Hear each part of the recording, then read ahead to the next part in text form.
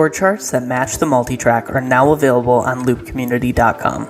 Even better, they will automatically match and follow your custom arrangements inside of Prime if you use the Music Stand app by Worship Tools. Every band member can use the Music Stand app, and their chord charts will stay in sync with the tracks. Buy chord charts individually for $1.99 or get unlimited access for only $12 a month. Head to loopcommunity.com to try it today.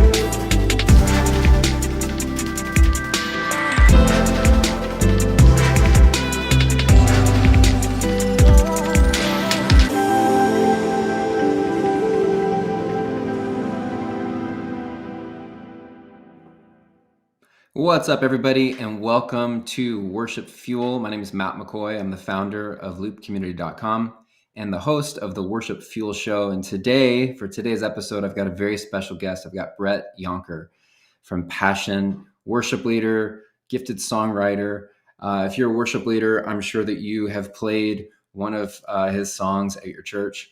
And I'm really looking forward just to having a conversation with him. We're going to talk a little bit about what worship leading was like back in the day before tracks. We're going to talk about his journey at Passion, their last album, and also just talk a little bit about songwriting. And so we're going to just dive in. If you have any questions at all, type them into the chats wherever you're watching.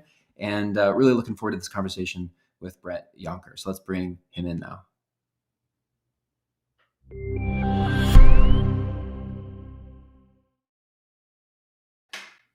What's up, Brett? Hey, Matt. How's it going? So really good. Great to see you. Thanks for joining us today. Thanks for having me. Are you in Atlanta today, or where are you at? I am. I'm at my house. I've got a little writing room here, and coming to you live from Georgia. Yeah.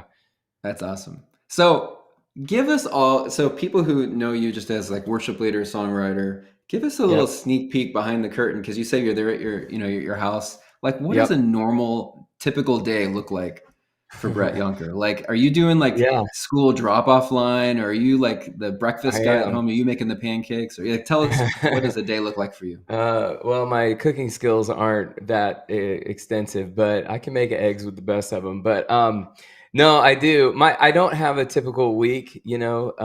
This week I was in California doing some songwriting with some friends earlier, and now I'm kind of working on just kind of catching up, making a few little demos of some songs.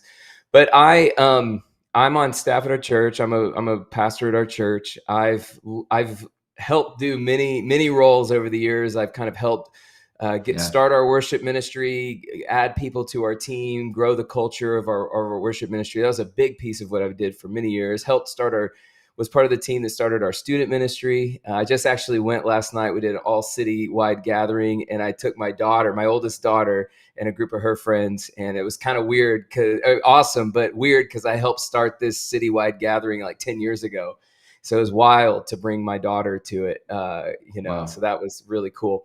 And and then I've helped lead young adults over the years. But my primary role now is we do a 5:00 gathering that meets on a Sunday night, probably about 8 or 9 times a year. And we have 3 locations in Atlanta. And at that gathering, we use it for like house-wide moments. So whether we're praying as a church for the conference Passion, the conference, or maybe we'll do an album release, or in the summer, we invite guests to come in, guest speakers, like we had Sadie, Robertson Huff this last August, Jackie Hill Perry in July, Matt Chandler was there in June, or Josh Baldwin. You guys, I'm sure, have interacted with Josh over the years. So that's a great opportunity to just reach out to the whole city. So I give leadership to that gathering at our church, as well as I lead worship pretty regularly on Sundays, not every week. We have a large team of people who are doing that.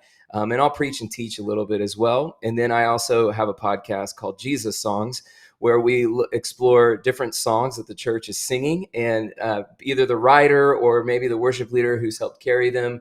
And it's really cool. We get to really get down underneath the song, maybe how it was written, but even also why did that song become so meaningful to the church? And so great conversations. So love moments like this where we get to chat and talk about all things. I love worship, love leading worship. So I love this community so much. That's awesome. I did not know you had a podcast called that. That's really great. I'm going to look that up. Jesus Songs. Check it out. Jesus Songs. Yes. Very new. Only been out about a year. And, but it's been a fun project to work on with our team. Yeah. What a great idea.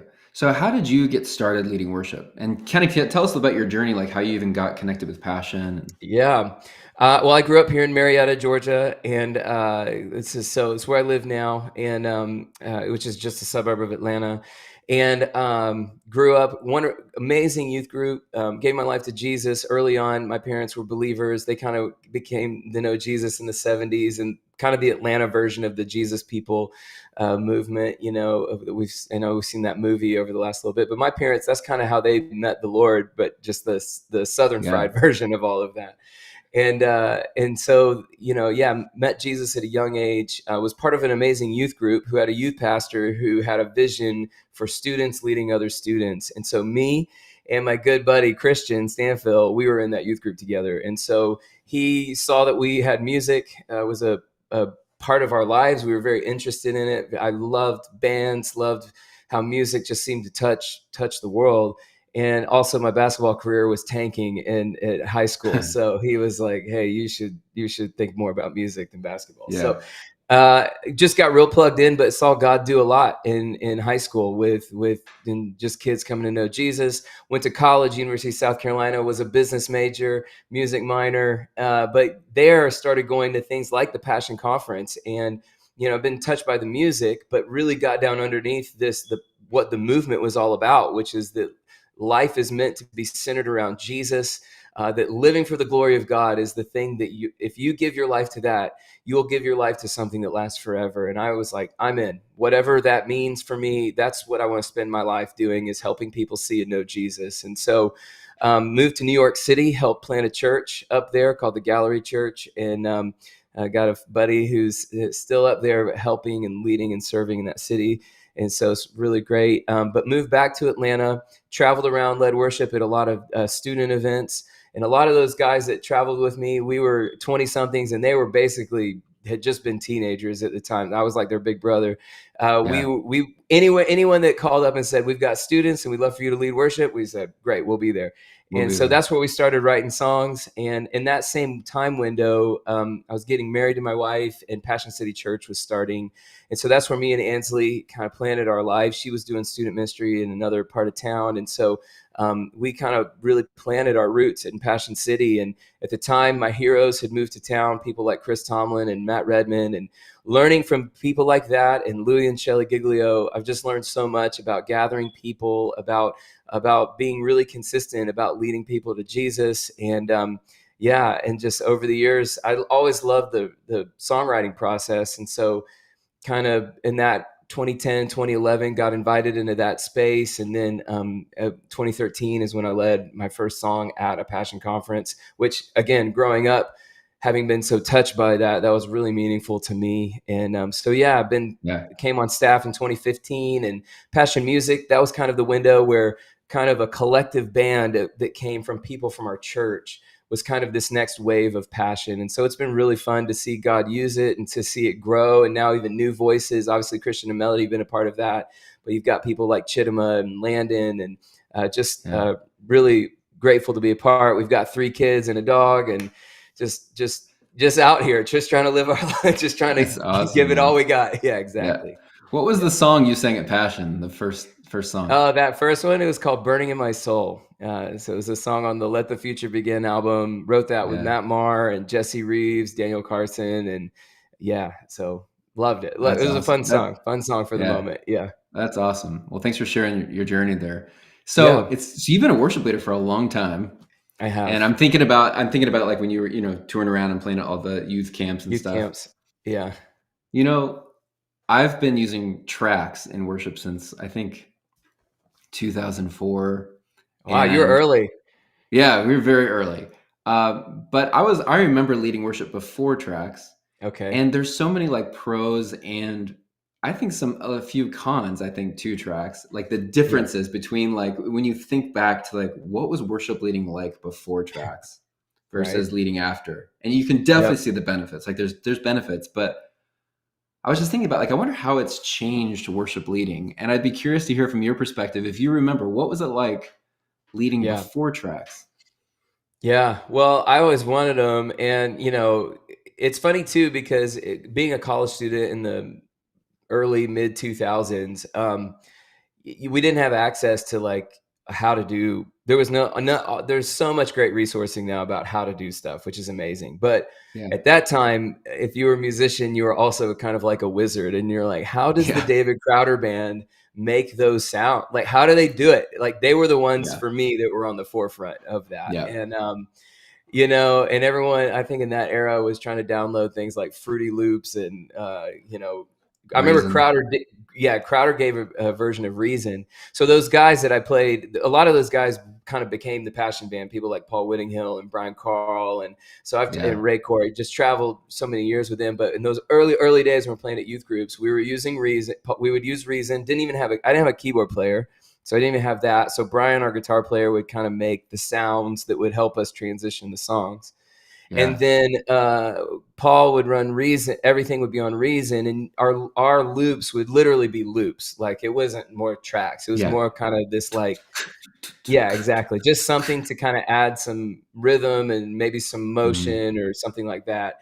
And he would have different Reason windows open, and after every song, he would hit like Apple Q, and then spacebar would start the next song. And so like it would literally, he would have, if we were playing 4 songs, he would have 4 Reason windows open in a set. And so, yeah, I mean, pros and cons. I think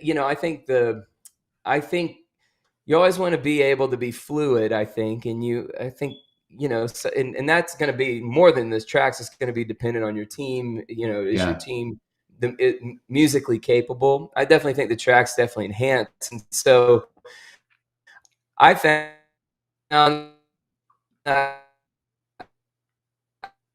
I usually do, which is cool, but every now and then you might want to, go a different route. And so I think being able to be flexible, and I think if you've got people to be able to help you do that, you can do that with tracks. But that was probably my biggest pro. Obviously, in the days without tracks, it was just like, hey, we can go here and do whatever we want, and it's great. Yeah. So It's funny because I was thinking back to like when I first started leading worship without tracks, like no tracks at all.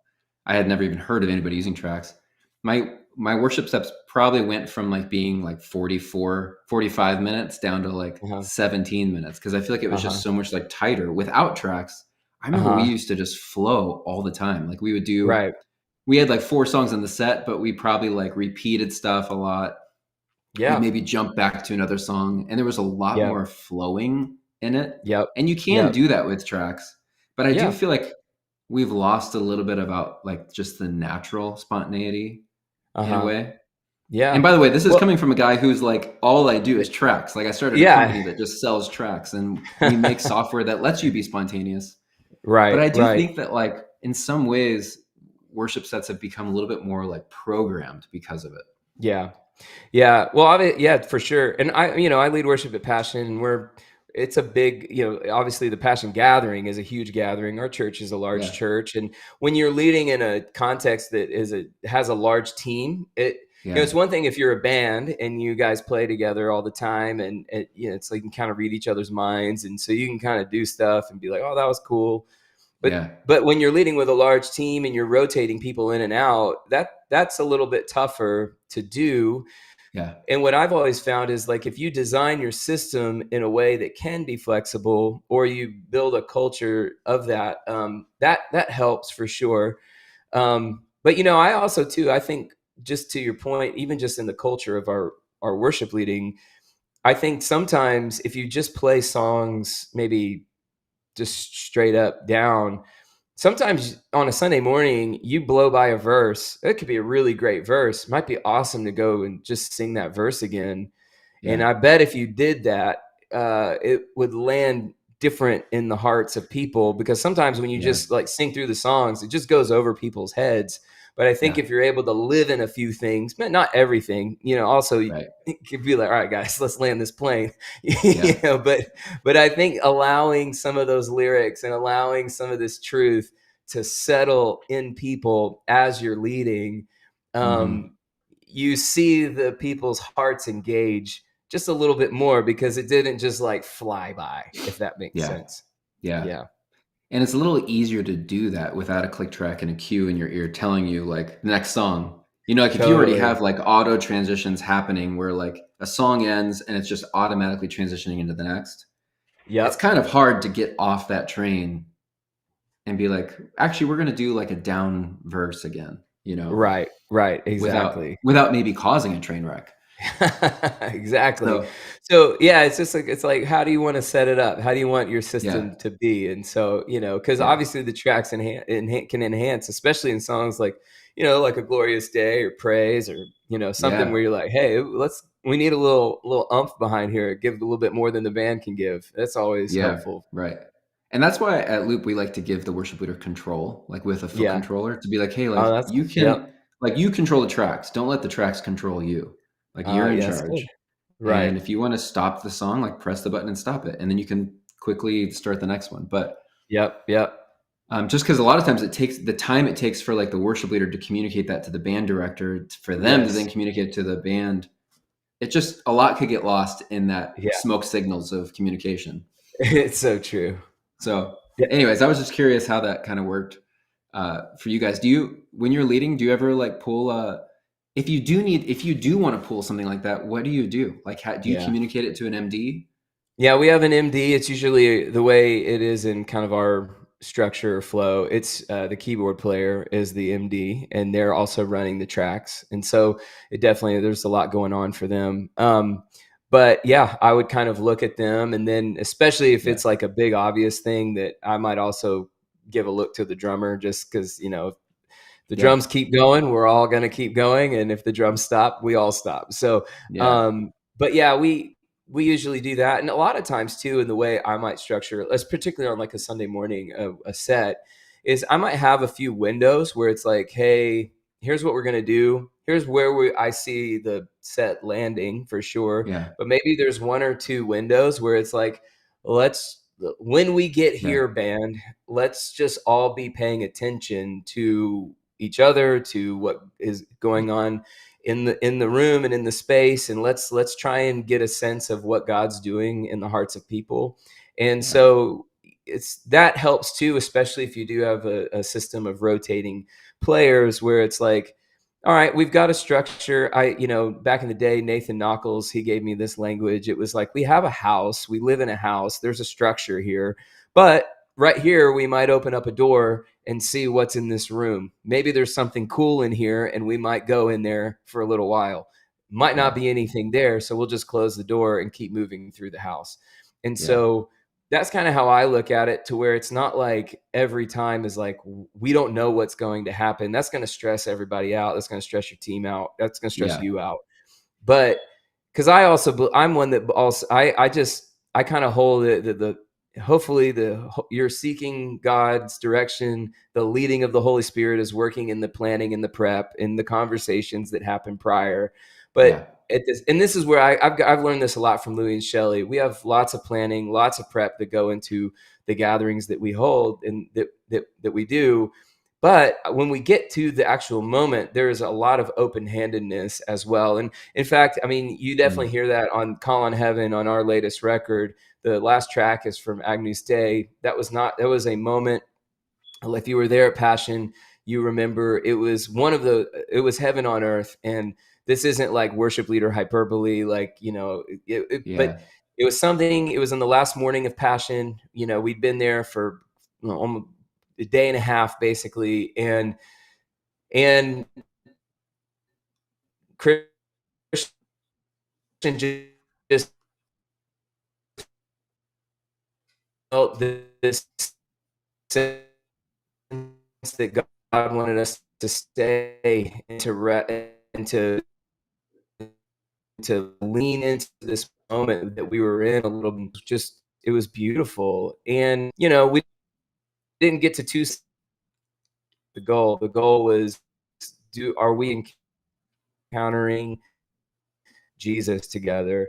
And so all that to say is there was a lot of planning, a lot of, and just to. Yep. You cut out there just for a second, but I heard a majority of what you're saying. Nice. So I think we got you now. basically, But yeah, I know. Yeah, that okay, song good. was a total like Open-handedness. spontaneous Yeah. moment. Yeah. And Yeah. I think that's really cool, actually. I appreciate you sharing that story because it's kind of, you wonder, like, these big conferences that are very planned, like how much spontaneity is there in it? Is there even like, are there moments that are completely unplanned? And that's a great example of one. I have a Yeah. question for you that a lot of worship Yeah. leaders are facing challenges with getting their congregations to participate and getting them to Uh-huh. sing and engage and actually like participate, like not just stand there and watch, but really like, hey, let's worship. And Yeah. I'm guessing you don't have that issue at a passion conference because people are like, they're ready to go, ready to dive in. Mhm. Maybe you don't have that issue at Passion Church. I don't know. I'm just curious. No, Do you have like any tips on like what can worship leaders do to help get their people to like really join in? yeah, I think if you're a worship leader, particularly kind of like in that worship pastor role, I would say it's more than a worship team's. It's beyond you and your team to be able to do that. So I'd say it's twofold. One, I think if you're just in the creative spaces of your church, it's really going to be hard for you to get a finger on the pulse of what's happening in the whole church. And I've just noticed, especially as churches get a little bit bigger, almost worship teams can become a church within a church. But yet, Yeah. so you kind of lead in a very like, this is really great for creatives and worship leader types, but like for the guy that has the sales job or the teacher or the lawyer, like you're just not connecting into their space as much. And so I just encourage anybody, if you're on the worship team, you've got to fight that and you've got to get in spaces of the people of your church. You'll be a better leader. You'll have a better sense and you'll have more trust from them to do stuff, to participate. The other side of that is trying to get other pastoral figures on board to really create a expressive worship culture. And so if you're the only one that's expressive in the leadership of your church, it's kind of an uphill battle a little bit. But for us, Louis is a worship leader at heart, Pastor Louis, and so and the other pastors of our church help stoke that fire so that when they get up after the music, they're not like, okay, well, that part's done. Now it's like, no, we worship as a church. And then I also think it's just creating that culture. Maybe you need to show up with some scripture to talk about the lifting of hands and the shouting of a voice and and to just maybe constantly bring people along. But so call people up to it. And then the other piece of it is if you here, might be a little controversial here in the Loop community, but if your worship team is never in the gathering ever, you're going to have a really crappy worship culture. And so if all your worship team only ever goes to the green room and they're never participating in worship, you're not going to have a very participatory thing. And so I would even just start there to say, guys, ladies, get out and be if you're not scheduled, if you're not playing drums that day, be part of the people. And that's how you begin to create a participatory worship culture, is you be among the people, you be a part of the people, even when you're not there, up there leading and playing music. And I think over time, it's not going to be like from, a couple Sundays of doing that. I think you do that. And then a year from now, you go, wow, people will seem to really lean in to what's happening here. Those are some great practical tips. I love to, it's funny because when I think about churches that really have strong worship cultures, it's always like the lead pastor is almost, they're a worship leader almost before they're a preacher. Like they just Yeah. love worship and they love worshiping, and Yeah. it kind of does like start at the top in a way.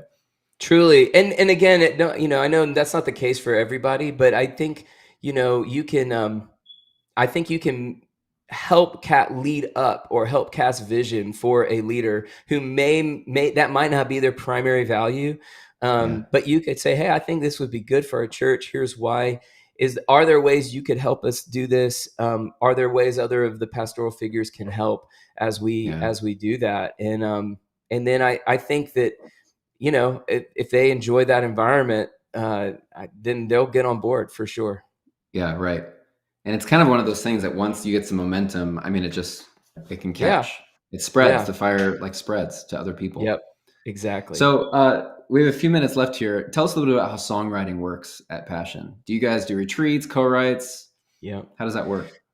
Yeah. Well, yes, to all of that. There are times when we get together and maybe have a specific writing camp, particularly if we're thinking about the conference. For us over the years, we're definitely thinking about all the spaces that we lead in, whether that's a Sunday morning at church or, some Yeah. young adult space or student spaces. But for us, obviously, the Passion Conference has been the place where we launch songs typically. Yeah. And so that usually provides the deadline that we need, the creative Yeah. spaces that we need to do that. And so a lot of the key writers and artists on our team, we're constantly writing in different ways. And so we've got different, friendships that we've had over the years, and where, I will write here at the house. A lot of times for me, how it works for me is I think for me, pastoring and leading, being a part of like young adults or the five or things like that, it helps inform me of what God is doing in the lives of the people of our church. And then when I do put it on the calendar to go write, I'm kind of drawing from those things, or Yeah. maybe I come into this space here at my house and I start working out things that God's doing in my life and my heart. And so I always kind of have this like constant. For me, I'd be doing it whether or not they're going to be songs or anything. It's just how I process my relationship with the Lord. And then I kind of have a running thing. And so then when I get into those spaces, or I usually, like I just went to a writing camp this last week. And so all of last week, I just every day, Lord, what would be on your heart for this camp? And so I would just spend time just playing and worshiping, and then little ideas or phrases or concepts would come out, and I just write them down. They might not be huge. One thing was just one line of a song, of a verse out in Revelation. And that thing, when I went into a session with some friends, that kind of sparked the song. And so a lot of times for me, that's how it works, is I have a lot of nuggets of ideas of songs, usually titles or concepts, or maybe a section. Maybe it's just a song section. And that song section might spark the rest of the song. I usually co-write all the time. And then our team we'll all put the songs into a pot. And then there's a lot of people on our team, and Louie and Shelley are a huge piece of this process of just kind of really getting a sense of what's the song for this moment, for this season. And so, that happened last year. Songs like He Who Is to Come kind of rose to the top. Lord Will Provide, just these big songs just started to kind of solidify. And then we're like, oh, these are the ones that we need to kind of carry into a space like Passion. Yeah. So practically, when you say like we put them into the pot, like how do you collect these songs? Like how do you share them? Is it that you throw them into a Dropbox somewhere and send out links? Or if you write a song on your own, how do you actually share that with people? Is it a designated time and place, or? Yeah, well, a lot of times it's so we have a amazing dude named John, and he helps with our label team and with all of us as artists and writers that are part of Six Steps Records. And so he usually is just, we're sending songs to him, but then there might be a time where he's like, hey, let's put, hey guys, all right, for real, we need to get the songs in. And so we'll get them to him, and then exactly. And then we'll kind of and then there's usually a conversation between us and him, and just like, hey, this, of the ones I'm sending you, these we're feeling this, or this feels like the ones that I feel like in this season. And so he'll kind of take all of that. And then there's a greater team that will kind of listen down through the songs as well. And usually it's just a bunch of triangulation, and then a few lists get made or a few songs, and then we'll all kind of maybe. So then that's kind of where I might hear, songs that Christian or Melody or Chittima or whoever have been a part of, and then oh wow, I didn't even. That's really cool. And so Yeah. we'll all start to triangulate, and then usually the right thing for the right moment rises to Yeah. the top. Yeah. Do you guys already have all the songs ready for Passion Oh 25? no, I mean they might be written already. I'm not Yeah. sure, but we don't know yet. So Yeah. yeah. So tell us about Call in Heaven, and then we'll wrap this up. I want to hear about the last album you guys released, Call in Yeah. Heaven. How Oh, have you seen that impact the church? yeah, I mean, it's one of our favorite records in a few Yeah. years. And honestly, these songs just really, represent what God's doing through people. And God's moving so powerfully through young adults right now.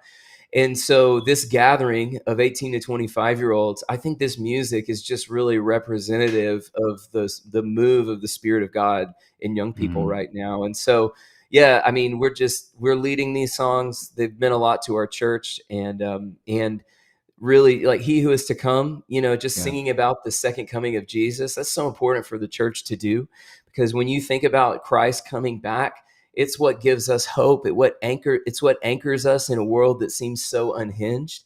Yeah. The Lord will provide is a song of God's provision, even in the midst of like, I Yeah. don't know if this is going to work out, but that Matthew 6, don't worry about your life, but trust that if God's Yeah. going to take care of the sparrow or the flowers of the field, he's going to take care of you. And so I think songs like that have been so important. Yeah. I love that song.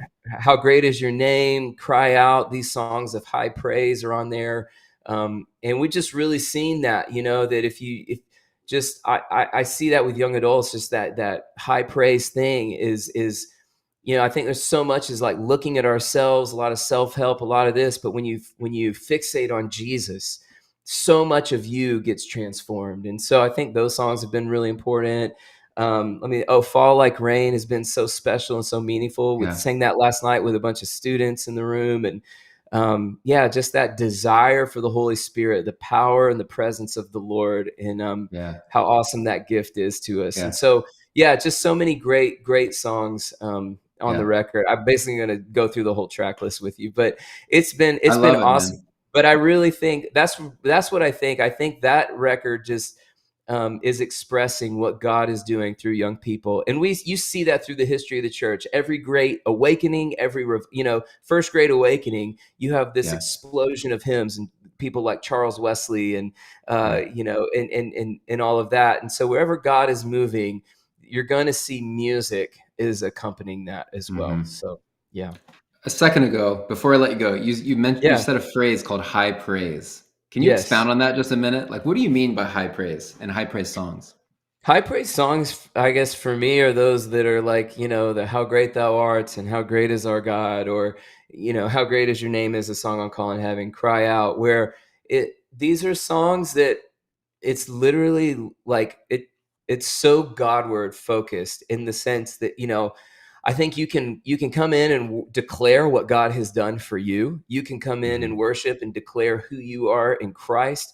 I think a great example of an identity song is like Who You Say I Am, Yeah. and there's so much that is so great because it's aligning who you are with who God has said you are in his Yeah. word.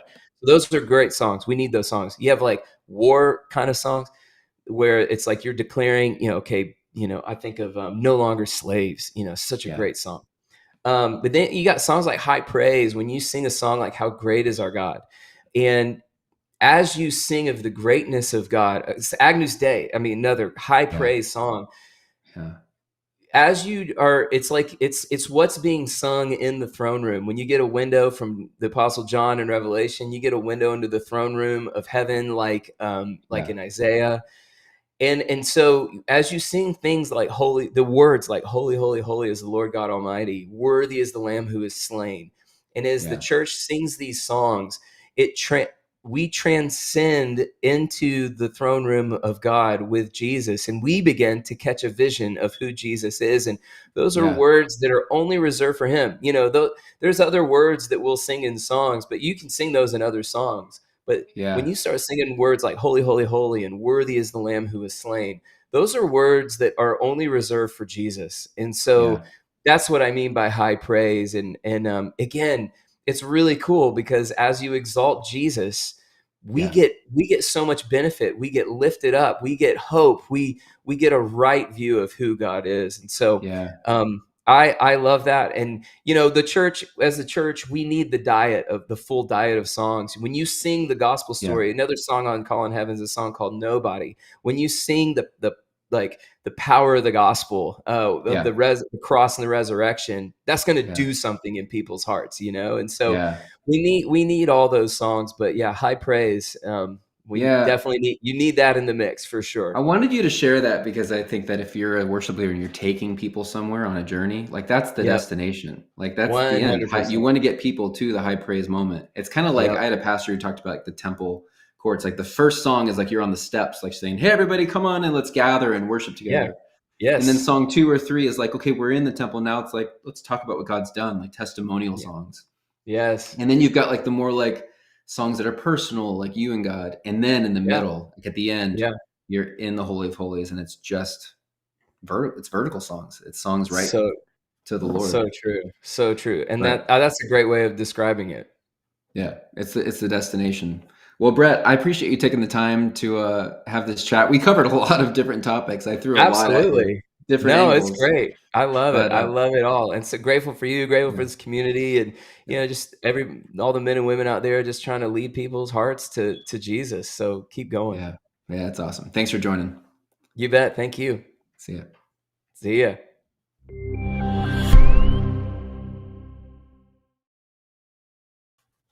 All right, guys, great conversation with Brett Younker. Type down in the comments what's one thing you're walking away from this conversation carrying. We talked about a ton of stuff. Worship leading with, without tracks, what that was like, songwriting, worship set building in a way, how to get your congregation to sing. A lot of really good practical tips in there. So anyways, I really appreciate Brett joining us on that interview. Make sure you go check out the latest album from Passion, Call on Heaven. We have all the tracks at Loop Community. The songs are up on Song Select at CCLI. So make sure you go check out those resources. Hope you're blessed by this conversation. Click the subscribe button to stay tuned for future conversations, and we'll see you next time.